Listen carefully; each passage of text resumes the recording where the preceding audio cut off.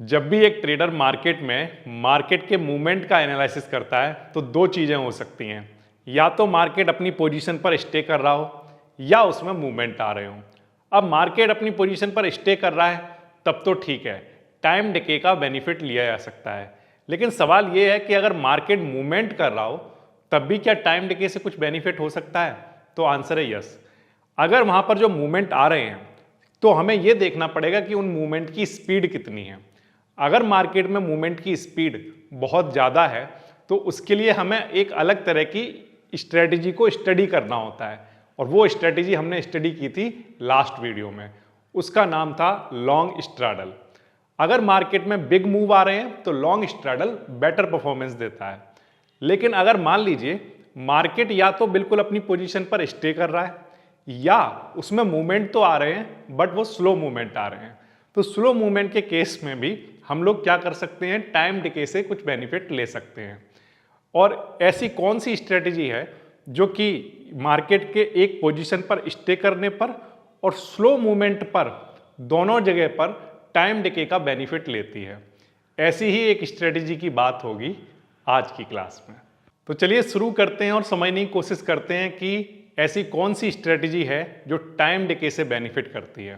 तो आंसर है कि यहाँ पर जो स्टडी हम पढ़ेंगे, जो स्टडी हम करेंगे वो है स्ट्रैडल की स्टडी। लेकिन स्ट्रैडल की स्टडी तो हम लोग लास्ट क्लास में भी कर चुके हैं।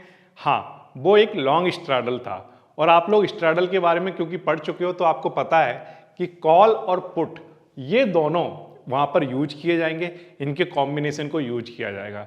लेकिन इस कॉम्बिनेशन में अगर बाइंग की जा रही है कॉल में और पुट ऑप्शन में, तब उस केस में जो स्ट्रैडल बनता है वो लॉन्ग स्ट्रैडल कहलाता है। लेकिन एट द सेम टाइम अगर मैं कहता हूं कि अगर इसमें आप कॉल और पुट में सेलिंग कर रहे हो तब उस केस में जो स्ट्रैडल बनेगा वो शॉर्ट स्ट्रैडल कहलाएगा। अब लेकिन लॉन्ग स्ट्रैडल तो तब काम आता है, तब परफॉर्म बेटर करता है जब मार्केट में बिग बिग मूवमेंट आ रहे हो, कुछ इवेंट आ रहे हो, ये बड़े मूवमेंट आने वाले हैं, वोलेटिलिटी राइज कर रही हो। करेक्ट। लेकिन अगर मान लीजिए मार्केट में कोई बड़े इवेंट है नहीं, वोलेटिलिटी राइज नहीं करने वाली है, तब उस केस में हमें एक ऐसी स्ट्रेटजी को स्टडी करना होगा जो लो वोलेटिलिटी वाले मार्केट में बेटर परफॉर्म करती हो। ऐसी स्ट्रेटजी को स्टडी करना होगा जो मार्केट में बिग इवेंट के बाद अच्छा परफॉर्म करती हो। ऐसी ही एक स्ट्रेटजी का नाम है शॉर्ट स्ट्रैडल। तो ये कहां पर यूज की जाएगी? तो आंसर है साइडवेज मार्केट में। ये कहां पर यूज की जा रही थी? जहां पर बिग मूवमेंट आ रहे थे मार्केट में। करेक्ट। तो शॉर्ट स्ट्रैडल को हम लोग थोड़ा समझने की कोशिश करेंगे कि इसको कैसे बनाया जाता है। अ शॉर्ट स्ट्रैडल, यहां पर हम लिख लेते हैं कि यहां पर एक शॉर्ट स्ट्रैडल कैसे बनाया जाता है।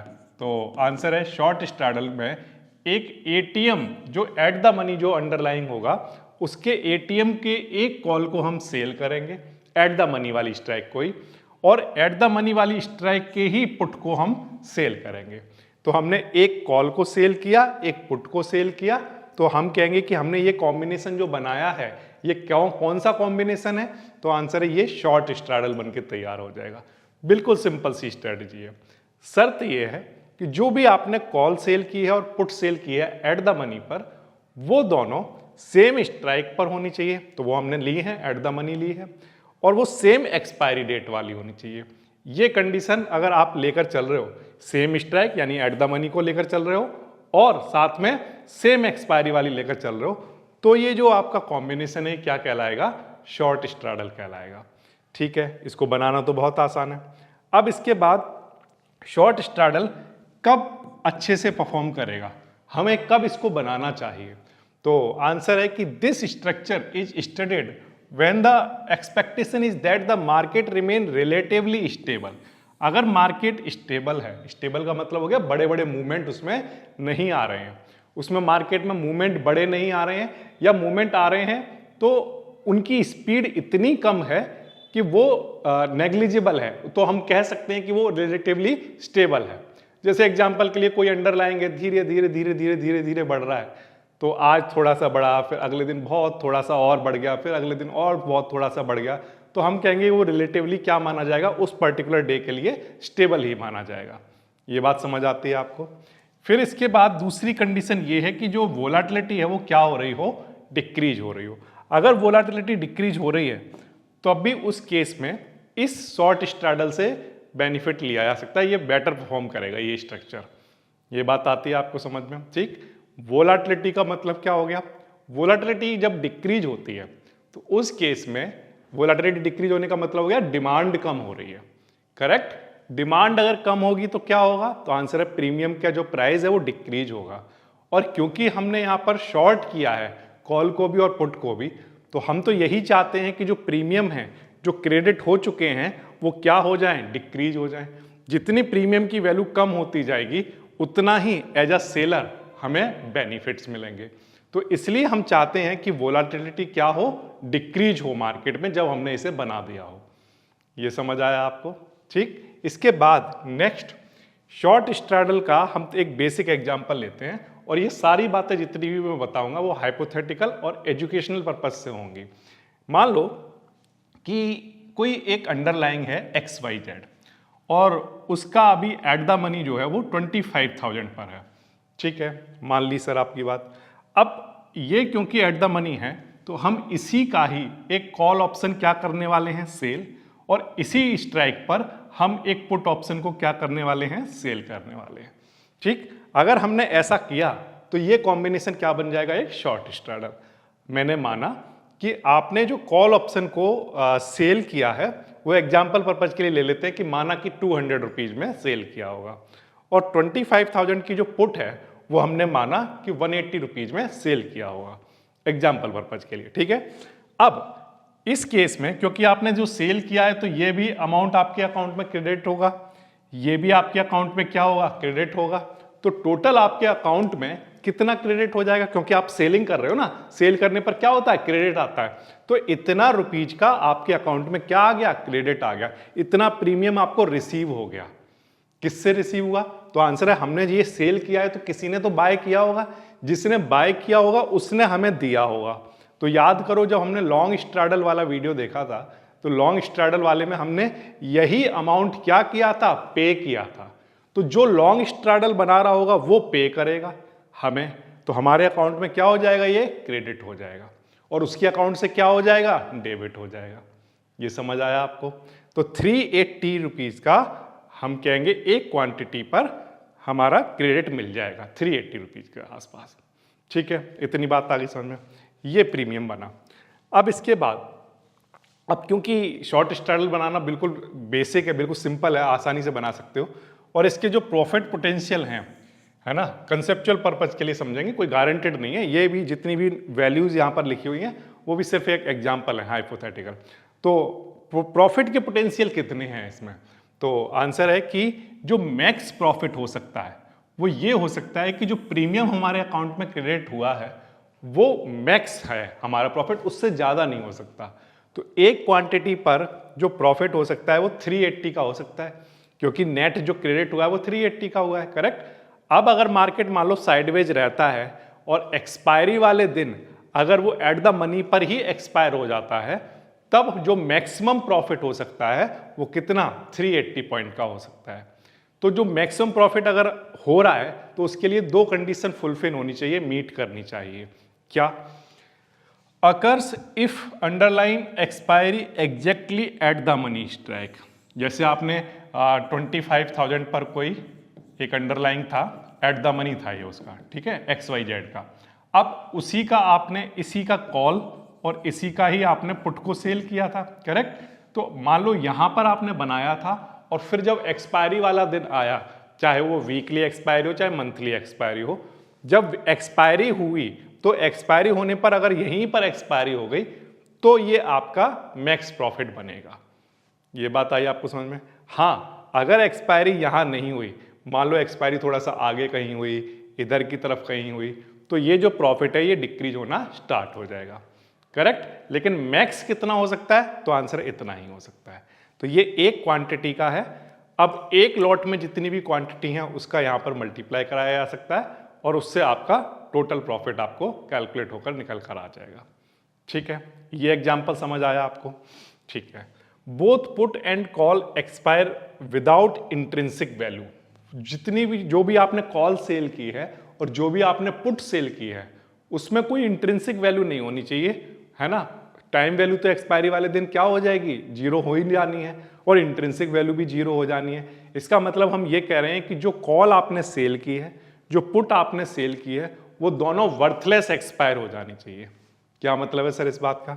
इस बात का मतलब ये है कि मान लो मैं कहता हूं कि कोई एक अंडरलाइंग था 25,000 पर, करेक्ट, और मान लो एग्जाम्पल के लिए कहता हूं कि इसका जो ब्रेक इवन था, सिर्फ एग्जाम्पल के लिए मैंने कहा 25,380, और इधर मान लो मैं एग्जाम्पल के लिए कहता हूं 24,600 सपोज करिए 20, ऐसा कुछ लिखा मैंने, ओके। अब मान लीजिए निफ्टी या फिर मैं कहूँ कोई भी अंडरलाइन यहाँ पर कहीं एक्सपायर होता है, इनके बीच में, सही है, यहाँ पर इन दोनों ब्रेक इवन के बीच में, तो ये प्रॉफिट का पोटेंशियल आपका बना रहेगा। लेकिन मैक्सिमम कहाँ पर होगा, 25,000 पर। ऐसा क्यों होगा कि जब इसके इन दोनों के बीच में अगर एक्सपायर होगा तो ऐसा क्यों होगा कि यहाँ पर प्रॉफिट बन सकता है, बन सकता है? तो आंसर है इसलिए क्योंकि ये वाली जो पुट होगी ये वर्थलेस एक्सपायर हो जाएगी, कहीं पर भी यहाँ पर एक्सपायर हुआ मार्केट तो ये वाली जो पुट है वो क्या हो जाएगी, वर्थलेस एक्सपायर। और अगर मार्केट यहाँ पर कहीं भी एक्सपायर हुआ तो ये कॉल भी क्या हो जाएगी, वर्थलेस एक्सपायर हो जाएगी, क्योंकि मान लो मार्केट यहाँ पर एक्सपायर होता है तो ये क्या होगी, आउट ऑफ द मनी, और यहाँ पर अगर एक्सपायर हुआ है तो ये वाली पुट भी क्या होगी, आउट ऑफ द मनी, हाँ या ना? तो उस केस में ये वर्थलेस एक्सपायर होंगी, तभी यहाँ पर प्रॉफिट का पोटेंशियल बन सकता है। ये एग्जाम्पल समझ आ गया आपको, ठीक? तो क्या कंडीशंस हैं प्रॉफिट पोटेंशियल के? तो आंसर है कि इस एग्जाम्पल में हमने ये समझा है कि या तो मार्केट एट द मनी पर एक्सपायर हो, जहां पर उसको स्ट्रैडल को बनाया गया था, शॉर्ट स्ट्रैडल को, या तो वहां पर एक्सपायर हो तो मैक्स प्रॉफिट, अदरवाइज जहां भी दो ब्रेक इवन होंगे उनके बीच में अगर कहीं पर भी एक्सपायर होता है तो वहां प्रॉफिट का पोटेंशियल बन सकता है, क्योंकि वहां पर जो कॉल और पुट वाली जो स्ट्राइक्स हैं वो वर्थलेस एक्सपायर हो जाएंगी, ठीक है। अच्छा, इसके बाद हम थोड़ा समझने की कोशिश करते हैं, जो एक इंपॉर्टेंट है टर्म, वो है इंपॉर्टेंट रिस्क एक्सप्लेनेशन। इसको समझ लेते हैं। मैं आपको एक्सप्लेन करने की कोशिश करूंगा कि यहाँ पर कितना रिस्क हो सकता है एक ट्रेडर को जब वो एक शॉर्ट स्ट्रैडल बनाता है। तो आंसर है कि एक short straddle has no fixed maximum loss, एक फिक्स मैक्सिमम लॉस नहीं है। जैसे आपने लॉन्ग स्ट्रैडल में देखा था कि वहां पर जो लॉस था वो डिफाइंड था। क्यों था डिफाइंड? क्योंकि वहां पर हमने बाइंग की थी। बाइंग के केस में क्या होगा, वहां पर जो भी हमने डेबिट दिया है, जो भी डेबिट हुआ है हमारे अकाउंट से, उसका हमें राइट मिल जाता है कि हमें मैक्सिमम लॉस उतना ही हो सकता है, करेक्ट। लेकिन अगर आप सेलिंग कर रहे हो तो सेलिंग करते वक्त आपके लॉस जो हैं वो डिफाइंड नहीं होंगे, वो अनलिमिटेड हो सकते हैं। ये बात अभी इस बात पर डिपेंड करती है कि आपकी जो पोजीशन थी उसके अगेंस्ट मार्केट ने कितना मूवमेंट कर दिया। बहुत ज़्यादा मूवमेंट करेगा, एक बहुत बड़ा लॉस होगा, छोटा मूवमेंट किया, छोटा लॉस होगा। इसलिए हमने यहाँ पर ये लिखा है कि कोई फिक्स मैक्सिमम लॉस नहीं है। मैक्सिमम मतलब कितना भी लॉस हो सकता है, क्योंकि ये अनलिमिटेड लॉस की कैटेगरी में आता है जब भी आप सेलिंग करते हो, करेक्ट। अच्छा, इफ मार्केट राइज शार्पली, अगर बहुत तेजी से मान लो मार्केट ऊपर की तरफ बढ़ने लग गया, तब उस केस में होगा क्या? तो आंसर है कि हमारी जो पोजीशन है XYZ में 25,000 पर हमने इस स्ट्रैडल को बनाया है। अब मार्केट मान लीजिए ऊपर की तरफ जाने लग गया तो क्या होगा? तो आंसर है जो हमारी कॉल है और जो हमारी पुट है, दो चीजें हैं हमारे पास। जो हमारी कॉल है, हम चाहते हैं कि मार्केट ऊपर की तरफ ना जाए। जब हम कॉल को सेल करते हैं तो हम क्या चाहते हैं कि मार्केट ऊपर की तरफ ना जाए। लेकिन अगर मार्केट तेजी से जाने लगेगा तो इस कॉल में क्या होने लगेंगे? तो आंसर है इसमें लॉस होने लगेंगे। अच्छा, ये जो पुट जब हम सेल करते हैं तो हमारी डायरेक्शन क्या होती है? तो आंसर पुट सेल करने का मतलब हम चाहते हैं कि मार्केट ऊपर की तरफ जाए, तो अभी ऊपर ही जा रहा है, तो इसका मतलब पुट में क्या हो रहा होगा? पुट में आपको प्रॉफिट हो रहा होगा, करेक्ट। ये बात आ रही समझ में? तो इसका मतलब कॉल जो है वो लॉस करना स्टार्ट करेगा अगर मार्केट बहुत तेजी से शार्प मूव लेता है। इसका वाइस वर्सा भी ठीक है कि अगर मार्केट डाउनवर्ड डायरेक्शन में फॉल करना स्टार्ट कर देता है, अगर मार्केट फॉल होगा तो आपको ये बात समझ में आ गई होगी कि उस केस में कॉल में तो आपको बेनिफिट होंगे, बट पुट में आपको लॉस होना स्टार्ट हो जाएगा, और वो लॉस बढ़ते ही जाएंगे। ऐसा नहीं है कि कहीं पर जाकर रुक जाएंगे, वो अनलिमिटेड लॉस की कंडीशन रहेंगी। अगर मान लो मार्केट बढ़ता जा रहा है, बढ़ता जा रहा है, बढ़ता जा रहा है, और अगर आप अपनी पोजीशन से एग्जिट नहीं कर रहे हैं, अगर आपने एग्जिट नहीं किया है, तो वो लॉस अनलिमिटेड तक जा सकता है, डिपेंडिंग ऑन कि वो एक्सपायरी वाले दिन कहां पर जाकर एक्सपायर हुआ, करेक्ट। ये समझ आया आपको? अच्छा, इसीलिए हम कहते हैं कि इधर जाने पर या इधर जाने पर, क्योंकि इधर जाने पर तो हमें पता है कि अनलिमिटेडली मार्केट कितना भी ऊपर जा सकता है, लेकिन हाँ इधर जाने पर जो लॉस होंगे वो एक डिफाइंड लॉस हो सकता है। क्यों? क्योंकि कोई भी स्टॉक या कोई भी अंडरलाइंग जीरो से ज़्यादा नहीं गिर सकता। तो अगर क्योंकि वो जीरो से ज़्यादा नहीं गिर सकता तो इधर की तरफ जो लॉस हैं वो कहने के लिए तो लिमिटेड हैं, लेकिन अगर मान लो एग्जाम्पल के लिए मैं देता हूँ, जैसे एग्जाम्पल के लिए मान लो निफ्टी 25,000 पर है, करेक्ट। तो अगर निफ्टी 25,000 गिरेगा तो आप एक बड़े लॉस में आ चुके होंगे। तो इसीलिए जो शॉर्ट स्ट्रैडल है वो कंसीडर किया जाता है हाई रिस्क वाला ट्रेड, बहुत ज़्यादा रिस्क वाला ट्रेड होता है। इसीलिए इसको बिगिनर को कभी सजेस्ट नहीं किया जाता है। बिगिनर को कभी भी शॉर्ट स्ट्रैडल के साथ काम करने के लिए उसको तभी करना चाहिए अगर वो इसमें मास्टर कर चुका हो, अदरवाइज उसको नहीं करना चाहिए। इसीलिए जनरली ये जो स्टडी की जाती है शॉर्ट स्ट्रैडल की, ये स्टडी कौन करता है? तो आंसर है एक्सपीरियंस ट्रेडर करते हैं, इंस्टीट्यूशन करते हैं, क्योंकि उनके पास क्या होता है? एक स्ट्रॉन्ग रिस्क कंट्रोल होता है। वो जानते हैं कि कैसे इनको मैनेज किया जाता है, एक शॉर्ट स्ट्रैडल को कैसे मैनेज किया जाए। तो इसीलिए क्योंकि ये बिगिनर के लिए बिल्कुल भी नहीं है, क्योंकि ये हाईली रिस्क वाला एक ट्रेड होता है। जहां भी अनलिमिटेड लॉस इन्वॉल्व होंगे वहां पर बिगिनर के लिए कोई काम नहीं है। ये समझ आया आपको? ठीक है, तो ये आपका नो लॉस की कंडीशन का एक्सप्लेनेशन हो गया। ये बहुत इंपॉर्टेंट है क्योंकि ये एक रिस्की ट्रेड होती है।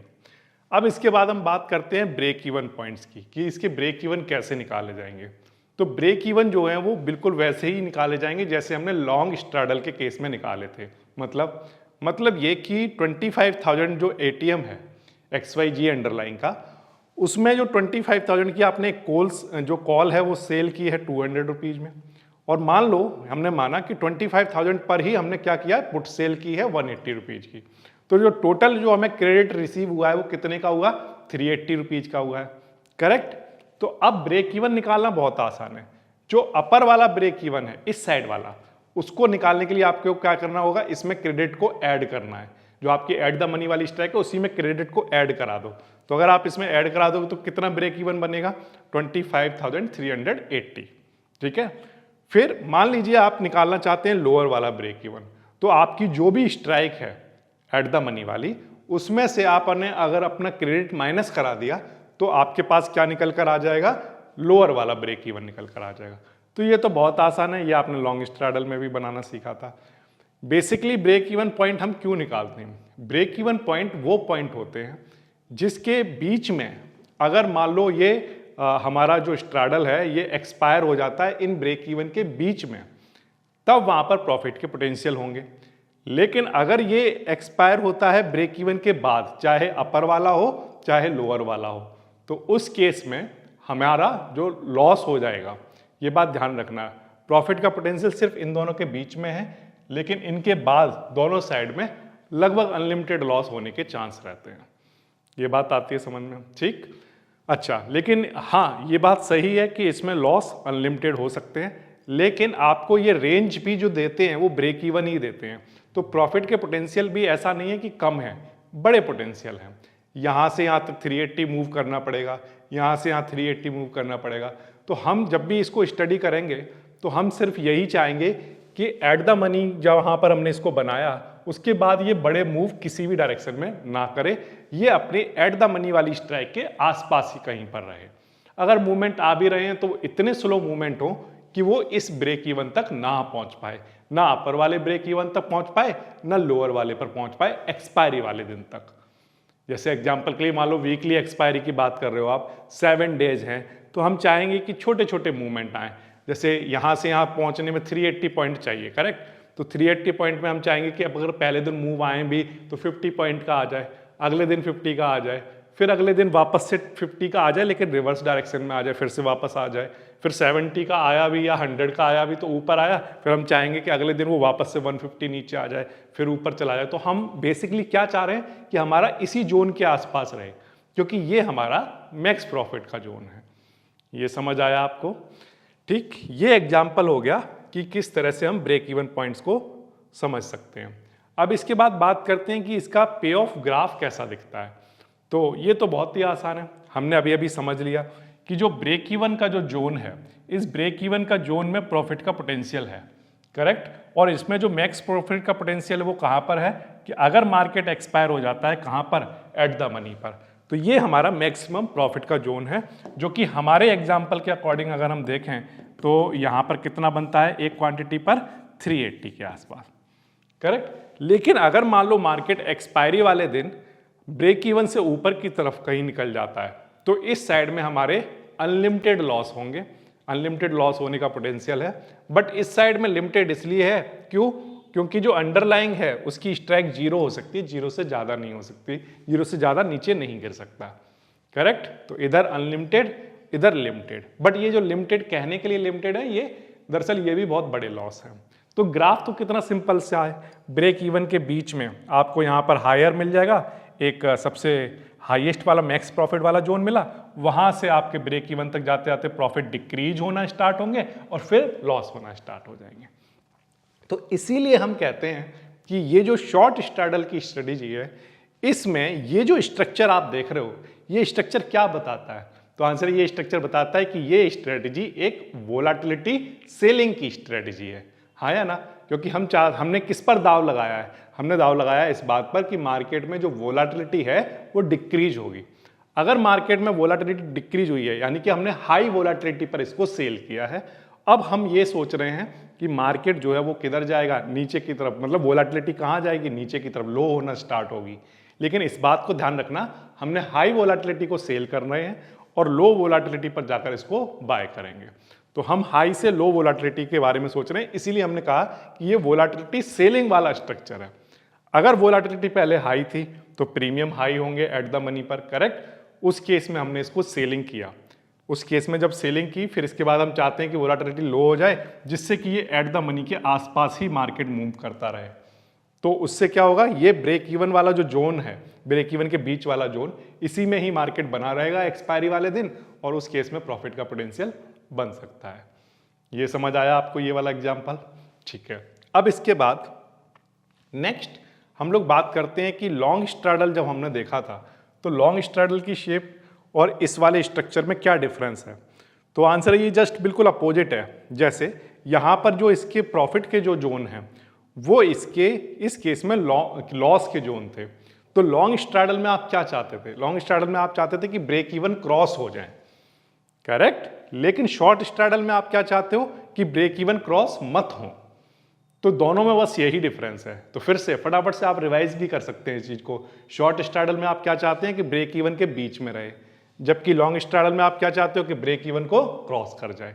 यहां पर दरअसल आप वोलाटिलिटी को बाय कर रहे हो, आप कह रहे हो नहीं नहीं वोलाटिलिटी हमने लो पर परचेज किया है और हाई जब हो जाएगी तो हमारा बेनिफिट होगा लॉन्ग स्ट्रैडल के केस में।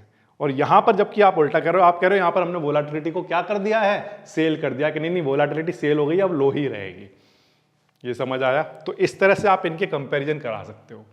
इनके कंपैरिजन को थोड़ा समझने की जरूरत इसलिए भी है कि जब आप अपने रिस्क मैनेजमेंट के बारे में सोचेंगे तब आपको ये बात क्लियर हो जाएगी कि किस मार्केट कंडीशन में कब किसको बनाना है। पहले तो ये तो बहुत क्लियर होना ही चाहिए, और दूसरा फिर रिस्क मैनेज करना भी आसान हो जाएगा। तो चलिए थोड़ा सा कंपैरिजन करते हैं लॉन्ग स्ट्रैडल और शॉर्ट स्ट्रैडल का। जब भी हम शॉर्ट स्ट्रैडल और लॉन्ग स्ट्रैडल का कंपैरिजन करते हैं, बेसिकली ये कंसेप्चुअल कंपैरिजन मैं आपको करा कर दे रहा हूँ।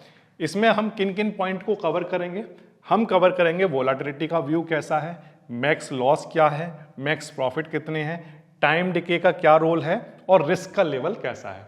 इन पॉइंट्स के बेसिस पर हम शॉर्ट स्ट्रैडल और लॉन्ग स्ट्रैडल की कंडीशंस को देखेंगे। तो अगर हम बात करें वोलाटिलिटी के व्यू की, तो यहां पर हम एक्सपेक्ट करते हैं कि वोलाटिलिटी क्या हो जाए, डिक्रीज हो जाए। ये बात आ रही है आपको समझ में? हम क्या चाह रहे हैं, वोलाटिलिटी क्या हो जाए, डिक्रीज हो जाए, जिससे मार्केट एट द मनी के आसपास ही रहे। जबकि लॉन्ग स्ट्रैडल के केस में हम चाहते हैं कि वोलाटिलिटी बढ़ जाए। जब हमने बना लिया अब उसके बाद वोलाटिलिटी बढ़ जाए जिससे मार्केट में बिग मूवमेंट आए। बिग मूवमेंट रहेंगे तो वहां पर वो ब्रेक इवन को क्रॉस कर पाएगा, तब आपके प्रॉफिट के पोटेंशियल बन पाएंगे। ये समझ आया आपको? दूसरा हम डिस्कस करेंगे कि मैक्स लॉस क्या हो सकता है। तो शॉर्ट स्ट्रैडल के केस में आपने देखा कि जो मैक्स लॉस हैं वो अनलिमिटेड तक जा सकते हैं अगर मार्केट राइज कर गया शार्पली अपवर्ड डायरेक्शन में, करेक्ट। तो लॉन्ग स्ट्रैडल की अगर हम बात करें, वहाँ पर हमने देखा था कि जो लॉस है वो चाहे अगर वो ब्रेक इवन को क्रॉस नहीं कर पाया, तो ब्रेक इवन को क्रॉस ना कर पाने के केस में ब्रेक इवन के बीच वाला जो जोन है, क्योंकि वो लॉस वाला होता है, तो वो एक डिफाइंड लॉस होता है। तो इसलिए हमने यहाँ पर लॉन्ग स्ट्रैडल में क्या लिखा है, लिमिटेड लॉस हो सकता है। करेक्ट। मैक्स प्रॉफिट की बात करें तो क्योंकि शॉर्ट स्ट्रैडल एक सेलिंग वाली स्ट्रेटजी है, तो यहाँ पर जो लिमिटेड जो आपके प्रॉफिट के पोटेंशियल हैं वो लिमिटेड है। जितना क्रेडिट हुआ है उतना ही आपको लिमिटेड प्रॉफिट हो सकता है। लेकिन लॉन्ग स्ट्रैडल के केस में ये वेरिएबल इसलिए है क्योंकि यहाँ पर ब्रेक इवन के बाद मार्केट के मूवमेंट पर ये डिपेंड करेगा कि मार्केट कितना मूव किया था। अगर वो ज़्यादा मूव कर रहा है तो प्रॉफिट का पोटेंशियल उतना ज़्यादा बढ़ जाएगा, अगर वो कम मूव किया तो वो कम रहेगा। करेक्ट। तो इसलिए हमने यहाँ पर लिखा है कि ये क्या है, वेरिएबल है। इसको हमने यहाँ पर अनलिमिटेड इसलिए नहीं लिखा है क्योंकि ये मार्केट के ब्रेक इवन के बाद वो कितना मूवमेंट किया था एक्सपायरी तक, उस बात पर डिपेंड करता है। ये समझ आया आपको। इसके बाद हम बात करते हैं कि टाइम डिके। अब टाइम डिके का बेनिफिट किसको होगा, तो आंसर है कि जो शॉर्ट स्ट्रैडल बनाकर बैठा हुआ है वो तो ये चाहेगा कि टाइम जल्दी जल्दी डिके हो। जितना ज़्यादा डिके होगा उतना ही ये इसको मूवमेंट के कम चांस में रहेंगे। जितना ये कम मूव कर पाएगा उतना ही ये ब्रेक इवन के बीच में रहने का जो रहने के चांस बढ़ेंगे, प्रोबेबिलिटी बढ़ेगी, उतना ही प्रॉफिट के पोटेंशियल भी बढ़ जाएंगे। तो इसलिए शॉर्ट स्ट्रैडल वाला हमेशा ये चाहेगा कि टाइम डिके ज़्यादा हो, जितना जल्दी हो उतना ही बेटर है, इसमें मूवमेंट जितनी देर में आए उतना बेटर है। जबकि लॉन्ग स्ट्रैडल वाला टाइम डिके के बारे में ये चाहेगा कि टाइम स्लो हो जाए, टाइम जो है इतना तेजी से डिके ना हो, यहाँ पर जो मूवमेंट आए वो जल्दी जल्दी आ जाए। ऐसा ना हो कि एक्सपायरी का दिन पास आ जाए तब मूवमेंट आने स्टार्ट हो, तब तक तो काफ़ी टाइम डिके हो चुका होगा। तो इसलिए लॉन्ग स्ट्रैडल वाला क्या चाहेगा कि जल्दी से मूवमेंट आ जाए, पहले दिन बनाया पहले दिन ही मूवमेंट आ जाए, वो ये चाहेगा। तो इसलिए टाइम डिके का जो बेनिफिट है वो किसके लिए ज़्यादा है, शॉर्ट स्ट्रैडल के लिए ज़्यादा है, वो पॉजिटिव है, जबकि लॉन्ग स्ट्रैडल के केस में वो नेगेटिव होता है। करेक्ट। तो बेसिकली ये जो स्ट्रेटजी है शॉर्ट स्ट्रैडल वाली, ये है ही टाइम डिके को यूज करने के लिए है, उसको अपने काम पर लगाने के लिए है। रिस्क लेवल की हम बात करें तो शॉर्ट स्ट्रैडल में बहुत ही हाई रिस्क की वाली ट्रेडर होती है। ये इतनी ज़्यादा रिस्की हो सकती है क्योंकि यहाँ पर जो सेलिंग हो रही है वो नेकेड सेलिंग है। तो बोथ साइड में क्योंकि नेकेड सेलिंग हो रही है और मार्केट में अगर बहुत शार्प मूवमेंट आते हैं तो वहाँ पर जो लॉसेस हैं वो बहुत बड़े लॉस हो सकते हैं, इसलिए इसको हाई रिस्क वाली कैटेगरी में डाला जाता है। लॉन्ग स्ट्रैडल के केस में आप जानते हो कि वहाँ पर जो रिस्क हैं वो हाई नहीं है, मॉडरेट हमने लिखा है। वो इसलिए लिखा है क्योंकि वहाँ पर वो रिस्क जो है वो डिफाइंड रिस्क है, जबकि यहाँ पर कोई भी रिस्क डिफाइन नहीं कर सकते। मार्केट अचानक से कितना भी तेज मूव कर सकता है और कितने भी बड़े लॉस हो सकते हैं। करेक्ट। तो ये बेसिकली सिर्फ इस बात पर दाव लगाया जा रहा है कि की जो वोलाटिलिटी है वो लो ही रहेगी। जब हमने हाई पर इसको बना लिया तो लो ही रहेगी, मार्केट साइडवेज ही रहेगा। तो टाइम डिके का बेनिफिट मिलेगा और उससे बेनिफिट प्रॉफिट लिया जाएगा। करेक्ट। इतनी बात आ रही है समझ में। तो ये मैंने आपको एक एजुकेशनल कंसेप्चुअल कंपैरिजन करा दिया। ये एग्जांपल समझ आया आपको। ये एक हाइपोथेटिकल एग्जांपल हमने यहाँ पर ले लिया। अब इसके बाद why trader study short straddle. तो अगर मान लो कोई भी ट्रेडर है जो शॉर्ट स्ट्रैडल को पढ़ रहा है तो वो क्यों पढ़ना चाहता है, तो आंसर है वो दो कॉन्सेप्ट ऐसे हैं जिनको वो समझना चाहता है। एक तो शॉर्ट स्ट्रैडल की हेल्प से टाइम डिके के कॉन्सेप्ट को बहुत अच्छे से समझा जा सकता है कि मान लो आपने शॉर्ट स्ट्रैडल बनाया और मान लो एक्सपायरी यहाँ पर आकर होगी, तो बीच में जैसे जैसे टाइम डिके होगा तो ये यहाँ पर देख सकता है, वो स्टडी कर सकता है इस चीज़ की कि धीरे धीरे जो प्रीमियम है वो डिके होने स्टार्ट हो गए। सिर्फ एग्जाम्पल पर्पज के लिए मैं कहता हूँ, एजुकेशनल पर्पज के लिए, कि मान लो ये 200 रुपीज़ पर है। करेक्ट। एट द मनी पर हमने बनाया, सपोज करिए कॉल की बात करता हूँ, सही है। अब मान लो धीरे धीरे मार्केट में टाइम तो बीतता जा रहा है, अगला दिन आया, पहला दिन के बाद दूसरा दिन आ गया, फिर थर्ड, फिर फोर्थ, फिर फिफ्थ, फिर सिक्स्थ, और मान लो यहाँ पर आकर 7वें डे पर एक्सपायरी होनी है। करेक्ट। तो अगर मार्केट में बिग मूवमेंट नहीं आ पा रहे हैं तो उस केस में यहाँ पर बहुत आसानी से देखने को मिल जाएगा कि यहाँ पर जो प्रीमियम है वो अगले दिन 180 रह गया, फिर उससे अगले दिन सपोज एग्जांपल के लिए कहता हूँ 160 रह गया। धीरे धीरे धीरे धीरे ये किसको अप्रोच करने लगेगा, जीरो को अप्रोच करने लगेगा, क्यों क्यों अप्रोच करने लगेगा ये जीरो को? क्योंकि हम जानते हैं कि जो एट द मनी होता है वहां पर कोई भी इंट्रिंसिक वैल्यू नहीं होती है, सिर्फ क्या होती है, टाइम वैल्यू होती है।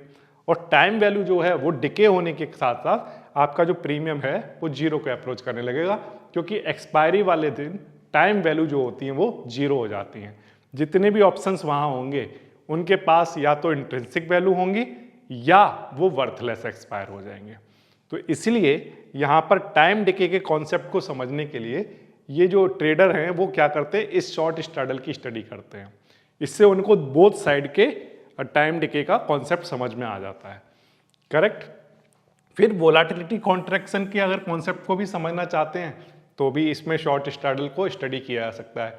एग्जाम्पल के लिए मान लो मैं टाइम डिके की बात नहीं करता हूँ, मैं कहता हूँ कि अगर आप वोलाटिलिटी के कॉन्ट्रैक्शन को समझना चाहते हो तो आप ऐसे समझ सकते हो कि जैसे मान लो एग्जाम्पल के लिए कहता हूँ कि मैं यहाँ पर IV थी 14 पहले दिन जब इसको बनाया, IV कितना था, 14 था। फिर एग्जाम्पल के लिए मान लो कि ये 14 से अगले दिन रह गया 13, फिर आपके पास 12 रह गया, फिर सपोज करिए 10 और एक्सपायरी वाले दिन तक आते आते ये 8 रह गया। तो आप यहाँ पर वोलाटिलिटी क्या हो रही है, कॉन्ट्रैक्ट हो रही है, सिकुड़ रही है, कम होती जा रही है, डिक्रीज हो रही है। तो जितनी ये डिक्रीज होगी तो वहाँ पर प्रीमियम पर क्या इफेक्ट आ रहे हैं उसको एक ट्रेडर आसानी से स्टडी कर सकता है। वो देखेगा कि यहाँ पर जो प्रीमियम है वो क्या होने लगेंगे, डिक्रीज होने लगेंगे। तो टाइम डिके का कॉन्सेप्ट और वोलाटिलिटी कॉन्ट्रैक्शन का कॉन्सेप्ट को समझने के लिए जो ट्रेडर हैं वो क्या करते हैं, शॉर्ट स्ट्रैडल को स्टडी करते हैं। ये समझ आया आपको? अब सवाल ये है कि जो शॉर्ट स्ट्रैडल है वो मार्केट में कब बनाया जाए। तो केवल थ्योरेटिकल स्टैंड पॉइंट से, केवल थ्योरेटिकली हम थोड़ा समझने की कोशिश करेंगे कि हिस्टोरिकली मार्केट में हिस्टोरिकली इसने कब कब बेटर परफॉर्म किया है, उसके बेसिस पर हम थोड़ी थ्योरी को समझने की कोशिश करेंगे। कि मान लो मार्केट में अगर मूवमेंट जो आ रहे हैं वो बहुत ही लिमिटेड है। लिमिटेड का मतलब यहाँ पर उनकी स्पीड बहुत स्लो है, इतनी स्लो है कि ये हमें ऐसा एक्सपेक्टेशन है कि इस स्लो स्पीड की वजह से मार्केट एक्सपायरी वाले दिन तक हमारे ब्रेक इवन को क्रॉस नहीं कर पाएगा। तब उस केस में हम थ्योरेटिकली अगर देखें तो शॉर्ट स्ट्रैडल बनाया जा सकता है। फिर volatility is elevated and later decrease. अब जब हमने शॉर्ट स्ट्रैडल बनाया तो हमने लो वोलाटिलिटी पर नहीं बनाया, हमने कब बनाया, हाई वोलाटिलिटी पर। व्हाई? बिकॉज हाई वोलाटिलिटी के केस में वहाँ प्रीमियम जो है वो एक्सपेंसिव होंगे। तो एक्सपेंसिव प्रीमियम को जब हमने सेल किया है तो हमारे अकाउंट में जो क्रेडिट होगा वो ज़्यादा होगा। करेक्ट। तो फिर हम क्या एक्सपेक्ट कर रहे हैं कि हाई वोलाटिलिटी से वो किधर की जाएगा, लो वोलाटिलिटी की तरफ। तब उस केस में शॉर्ट स्ट्रैडल को बनाया जा सकता है, क्योंकि वोलाटिलिटी लो होगी तो जो हाई प्रीमियम एक्सपेंसिव प्रीमियम जो थे उनको जो सेल किया गया था वो धीरे धीरे लो होना स्टार्ट हो जाएंगे। और हम भी यही चाहते हैं कि वो जीरो हो जाए, जिससे कि जो टोटल क्रेडिट आ चुका है उसमें से कुछ वापस ना करना पड़े। ये बात आ रही समझ में? एग्जाम्पल के लिए 380 पॉइंट का क्रेडिट आपके अकाउंट में आ गया। अब मान लो प्रीमियम की वैल्यू जीरो हो गई तो ये 380 पूरा रह जाएगा आपके पास। लेकिन अगर मान लो उसकी वैल्यू, एग्जाम्पल के लिए कह रहा हूँ कि थोड़ी सी ब्रेक इवन के आसपास कहीं पर आ गया वो, तो उस केस में आपको इस 380 में से कुछ देना भी पड़ेगा। आया ना? करेक्ट। तो इसलिए मैं कहता हूँ कि जो वोलाटिलिटी है वो पहले हाई जब हो तब इसको आप सेल कर सकते हैं, उसके बाद जब वोलाटिलिटी लो होगी तो आपके बेनिफिट होना स्टार्ट हो सकते हैं। अब बात करते हैं कि जब मार्केट में कोई भी मेजर इवेंट ना आ रहा हो, जब भी एक्सपायरी होने वाली हो और एक्सपायरी से पहले अगर कोई मेजर इवेंट ना हो तो आप इस शॉर्ट स्ट्रैडल को बना सकते हो। क्यों? क्योंकि अगर मेजर इवेंट हुए तो मैं ये मानता हूं कि पहले प्रीमियम स्टार्टिंग में हो सकता है कि बड़े मूवमेंट की नहीं था, इसकी वजह से मान लो ना ही बढ़ रहे हों। लेकिन अगर मान लो एक्सपायरी से पहले कोई एक बड़ा मूवमेंट आ गया, एक बड़ा इवेंट आ गया, उसकी वजह से बड़े बड़े ब्रेकआउट हो गए, तो हमारा जो ब्रेक इवन है वो क्रॉस हो जाएगा और फिर उस केस में हमारे बड़े लॉस होने के चांस होंगे। तो जब भी हम ये एक्सपेक्ट कर रहे हो कि एक्सपायरी वाले दिन से पहले कोई बड़ा इवेंट नहीं है, वोलेटिलिटी अभी हाई है जब बना रहे हैं, तो एक्सपायरी तक हम ये एक्सपेक्ट कर रहे हैं कि वो लो हो जाएगी। करेक्ट। और मूवमेंट जो है वो अगर हैं भी तो बहुत स्लो स्लो मूवमेंट ही रहेंगे। जब ये एक्सपेक्टेशन हो तब शॉर्ट स्ट्रैडल बनाया जा सकता है। फिर इसके बाद अगर प्राइस जो है वो रिमेन नियर सेंट्रल लेवल, अब जो मान लो आपने एग्जांपल के लिए कहता हूं कि जो एट द मनी पर XYZ स्टॉक था, वो सपोज करिए कि वो 100 रुपीज पर आपने सेल किया। अब आप देख रहे हो कि उसका जो प्राइस है वो पहले 3-4 दिन तक उसी प्राइस के आसपास ही घूम रहा है। 100 से कभी 105 हो जाता है, फिर कभी 95, फिर वापस 105 होता है, फिर वापस से 99 आ जाता है, फिर 102 पहुंचता है, मतलब 100 के आसपास ही है।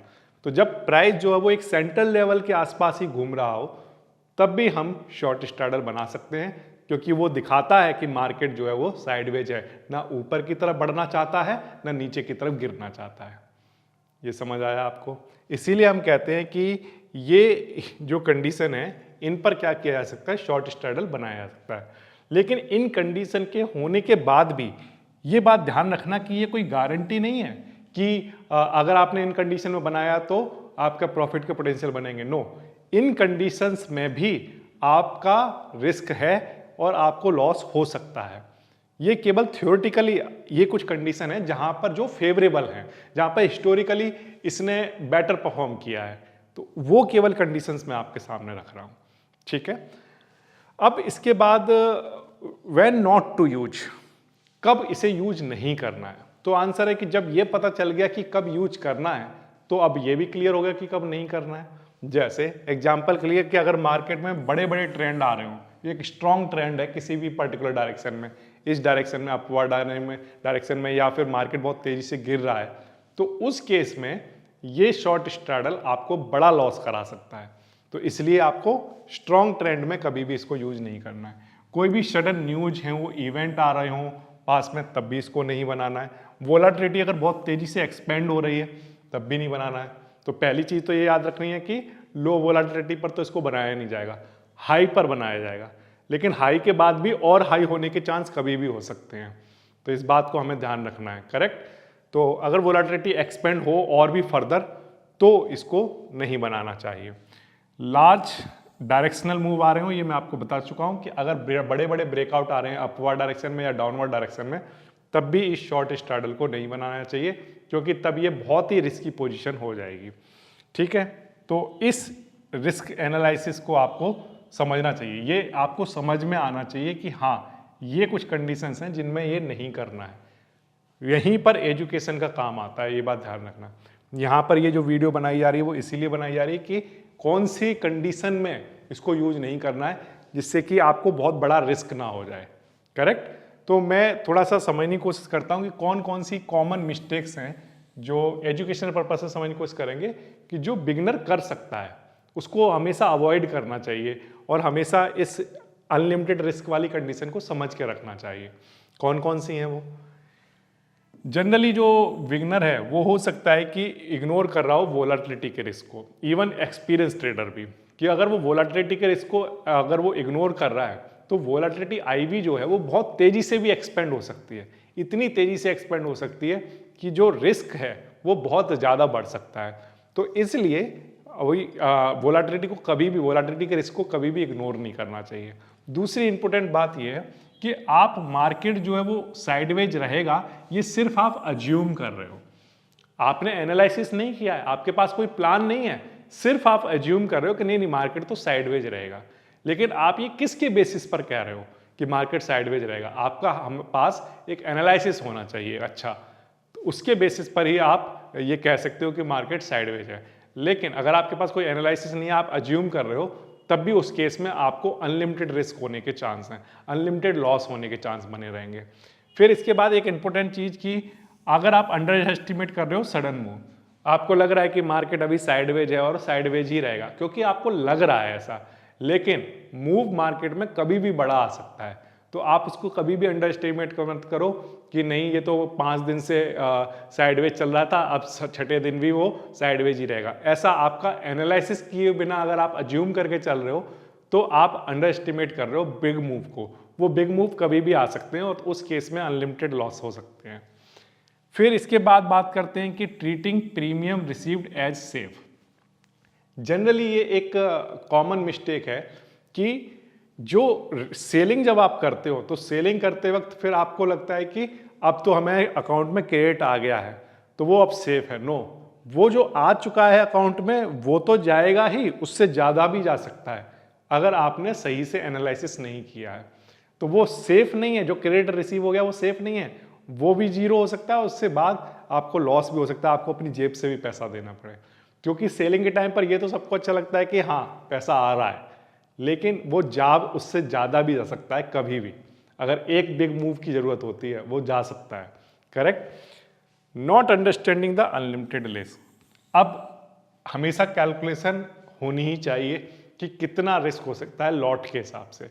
अगर एक लॉट में 75 क्वांटिटी हैं, 100 क्वांटिटी हैं, 25 क्वांटिटी, वॉट जो भी क्वांटिटी हैं, उसके हिसाब से अपना रिस्क हमेशा कैलकुलेट करके रखना चाहिए। रिस्क मैनेजमेंट हमेशा होना चाहिए कि इतना रिस्क मैं बेयर करूंगा, इससे ज़्यादा नहीं करूंगा। करेक्ट। तो अनलिमिटेड रिस्क को थोड़ा समझने की ज़रूरत है।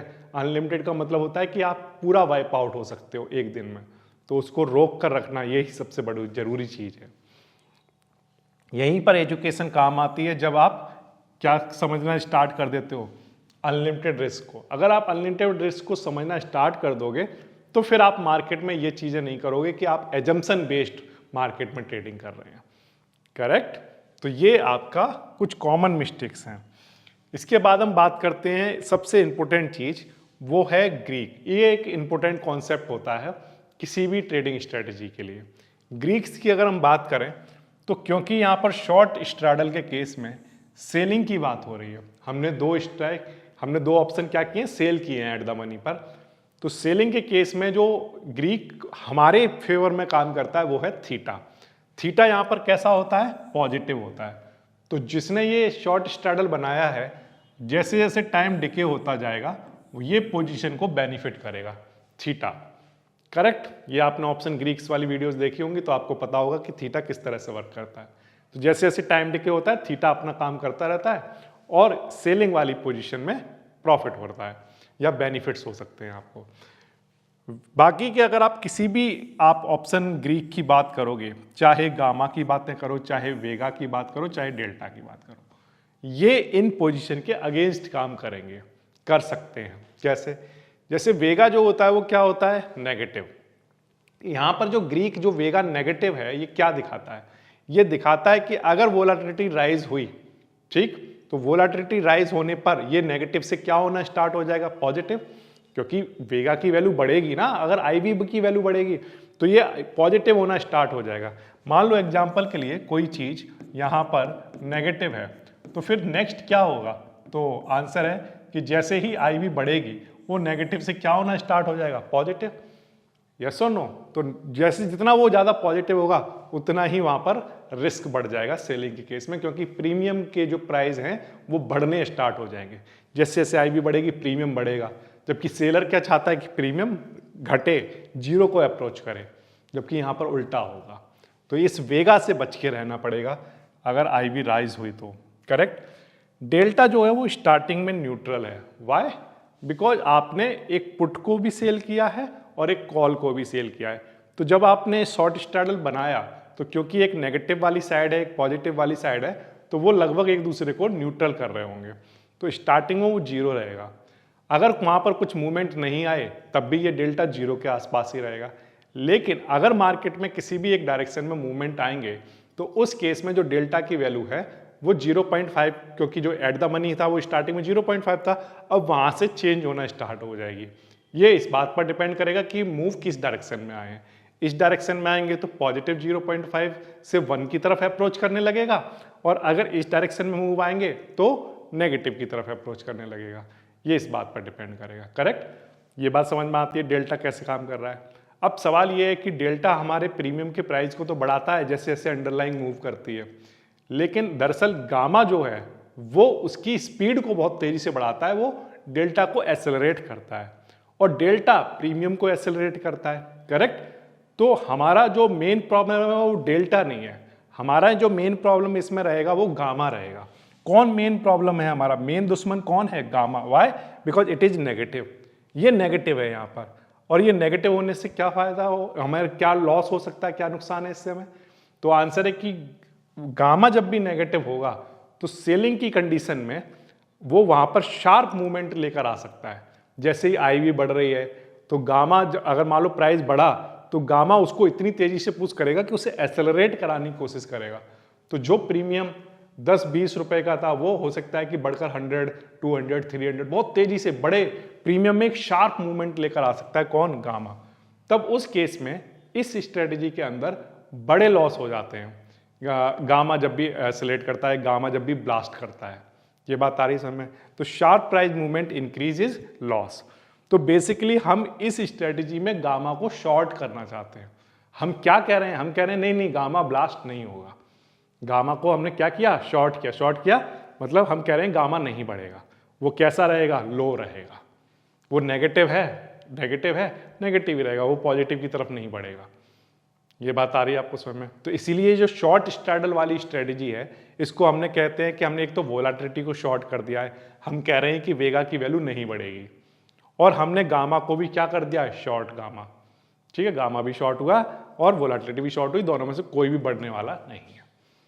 ये समझ आया। तो अगर आगे से कभी भी शॉर्ट गामा जैसा कोई वर्ड दिखता है तो आप समझ जाओगे उसका एक एग्जाम्पल है शॉर्ट स्ट्रैडल। ओके, तो ये तो हमने कुछ केवल एग्जाम्पल पर्पस के लिए कुछ ग्रीक्स को हमने डिस्कस कर लिया है। ठीक है, अब इसके बाद हम बात करते हैं कि नेक्स्ट स्ट्रेटजी कौन सी है जो हमें पढ़नी है, जो हमें स्टडी करना चाहते हैं। तो आंसर है इसके बाद, जिस तरह से आपने लॉन्ग स्ट्रैडल पढ़ा है, लॉन्ग स्ट्रैडल आपने पढ़ा था जहां पर हमने एट द मनी को बाय किया था, कॉल को भी और पुट को भी। अब इसी तरह की एक स्ट्रेटजी की हम बात करेंगे जहां पर हम आउट ऑफ द मनी में जाकर कुछ बाइंग करेंगे, कॉल को भी और पुट को भी। तो इस स्ट्रेटजी की बात मैं आपसे नेक्स्ट क्लास में करूंगा। अब एक इंपॉर्टेंट बात और करते हैं कि जब हम जैसे हम जब ये थ्योरी पढ़ लेते हैं तो हमने बहुत सारी स्ट्रेटजी पढ़ रहे हैं, उनकी थ्योरीज भी पढ़ रहे हैं। तो कुछ चीज़ें ऐसी हैं जो आपको हो सकता है कुछ डाउट्स हों, ऐसा हो सकता है। कुछ चीज़ें ऐसी हैं जो आप प्रैक्टिकली देखना चाहते हैं कि वो किस तरह से वर्क करती हैं। तो उसके लिए एक लाइव क्लास होनी ज़रूरी होती है। लाइव क्लास में आपसे डायरेक्ट इंटरेक्शन करके हम क्या कर सकते हैं, आपके डाउट्स को क्लियर कर सकते हैं। तो YouTube प्लेटफॉर्म पर एक सबसे अच्छी बात यह है कि आप अपने व्यूअर के साथ डायरेक्टली लाइव जा सकते हैं। तो इसी के लिए मैं क्या कर रहा हूँ, यहाँ पर आपके लिए लेकर आया हूँ गणेश शर्मा लाइव के नाम से एक ऐसा प्लेटफॉर्म जहाँ पर आपके सारे डाउट्स क्लियर हो जाएंगे। ये भी एक एजुकेशनल पर्पज से ही होगा, ये प्लेटफॉर्म भी एक एजुकेशनल पर्पज से होगा, बट सिर्फ डिफरेंस ये होगा कि यहाँ पर हम लोग वीडियोज़ के फॉर्मेट में बात करते हैं, वहाँ पर लाइव में बात करेंगे। तो आप YouTube पर जाकर अगर आप @गणेश शर्मा लाइव को आप सर्च करते हैं तो वहाँ पर आपको एक चैनल दिख जाएगा गणेश शर्मा लाइव के नाम से, जिसको आप सब्सक्राइब कर सकते हैं।